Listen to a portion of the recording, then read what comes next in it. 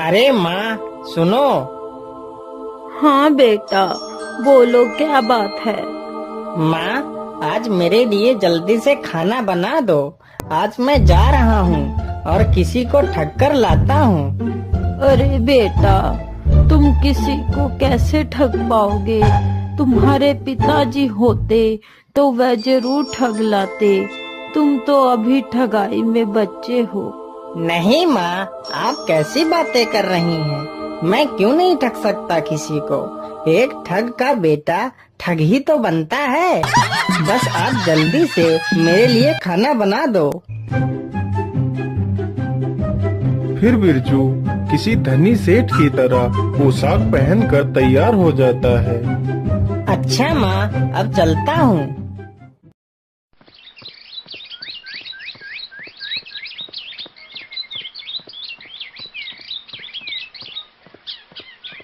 बिरजू चलते चलते एक गांव के नजदीक पहुंचता है। तभी गांव के करीब ही चार ठग अपने खेत में काम कर रहे थे। अरे बड़े भैया, कितने दिन हो गए लेकिन हमने किसी को ठगा नहीं।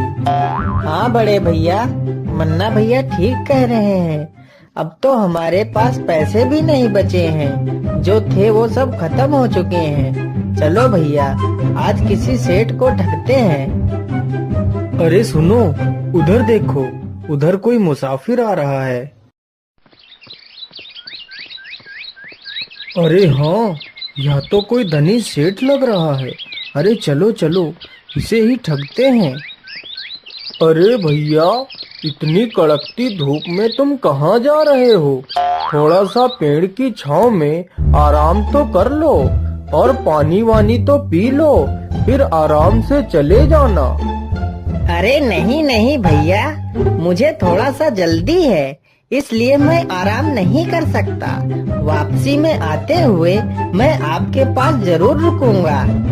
अरे सेठ जी, कैसी बातें कर रहे हैं? काम तो पूरे जीवन करना है। काम के साथ साथ आराम करना भी तो जरूरी है। चलो अच्छी बात है, आप लोग नहीं मान रहे हो तो थोड़ा सा रुक ही जाता हूँ। जिस मुसाफिर को वह चारों ठग सेठ समझ रहे थे, वह तो खुद एक ठग था।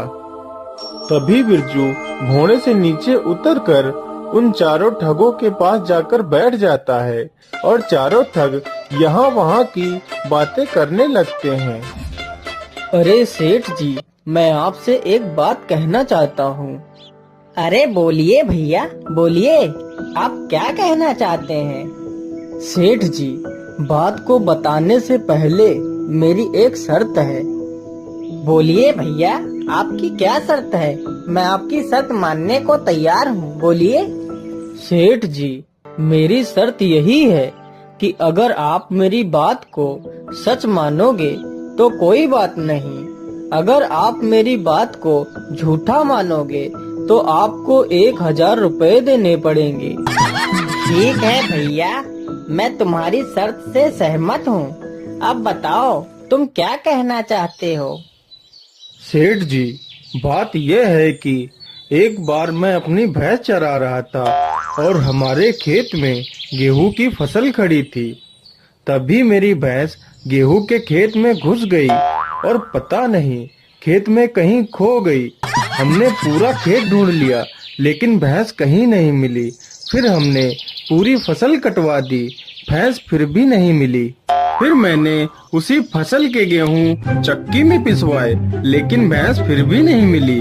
और हद तो तब हो गई जब मैंने उसी आटे की रोटी बनवाई और जैसे ही मैंने रोटी का पहला टुकड़ा तोड़ा तभी भैंस की पूंछ मेरे हाथ में आ गई। तो मैंने भैंस की पूंछ पकड़ के उसे बाहर खींचा, तब मेरी जान में जान आई।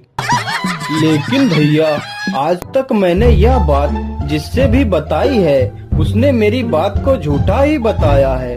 अब तुम ही बताओ, यह बात झूठी है या सच्ची है? अरे, यह तो मुझे ठगना चाहता है, लेकिन बच्चू, मैं भी ठग का बेटा हूँ।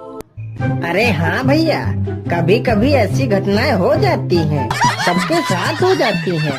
हमारे साथ खुद कई बार ऐसी घटनाएं हो गई हैं।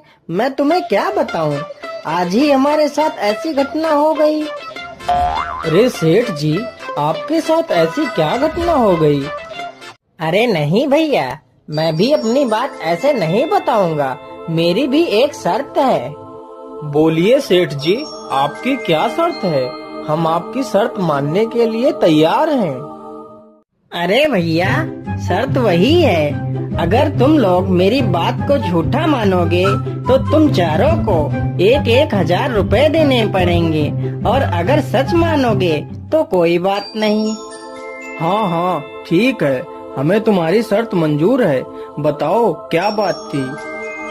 अरे भैया, क्या बताऊं, आज जब मैं तैयार होकर सुबह काम के लिए निकलने वाला था, तभी मेरी सेठानी जी ने कुछ सुंदर पकवान बनाए थे और वो कह रही थी कि पकवान खाकर ही जाना। लेकिन मुझे काम की ज्यादा जल्दी थी तो मैं पकवान खाए बिना ही आ गया। लेकिन मेरी सेठानी जी मुझसे इतना प्रेम करती हैं कि वह पकवान लेकर मेरे पीछे पीछे यहाँ तक आ गई हैं। लेकिन सेठ जी, आपकी सेठानी जी तो कहीं नजर नहीं आ रही हैं। अरे भैया, यहाँ नहीं, उधर देखो, वहाँ वो मेरी सेठानी आ रही हैं।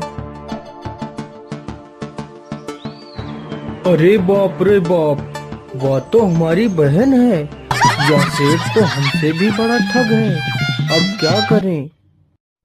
अगर हम लोगों ने इसकी बात को झूठ कहा तो यह हम चारों से 1,000 रुपए लेगा, और अगर हमने इसकी बातों को सच कहा तो यह हमारी बहन को ले जाएगा। भैया, मेरी मानो तो अपनी बहन को इस सेठ के घर भेज देते हैं।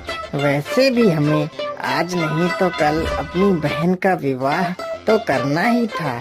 वैसे भी यह सेठ अपनी बहन को खुशी रखेगा, और अगर इसकी बात को हम झूठ बोलेंगे तो हमें 4,000 रुपए देने पड़ेंगे।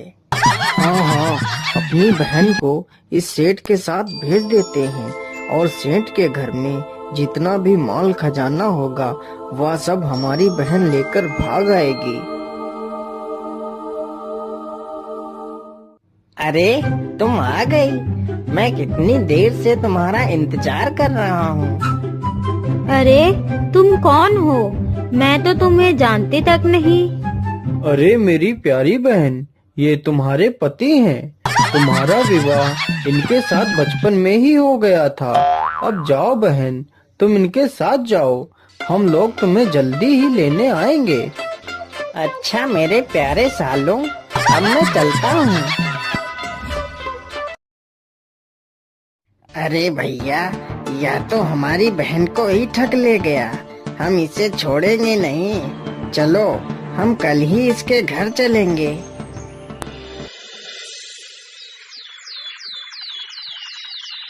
अगले ही दिन चारों ठग अपनी बहन को लेने के लिए चल देते हैं।